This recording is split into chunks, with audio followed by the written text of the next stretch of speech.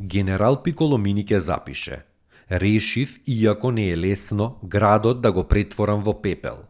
Жалам поради куќите какви не сум видел во оваа војна.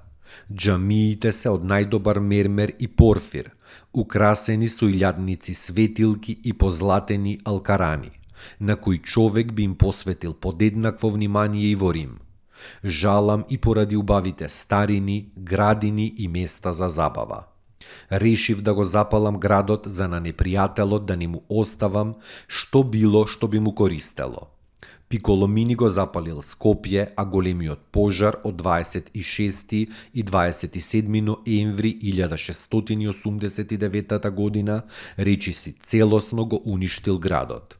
Како последица на пожарот, чаршијата била речиси целосно уништена, а се што останало се само неколку џамии и амами.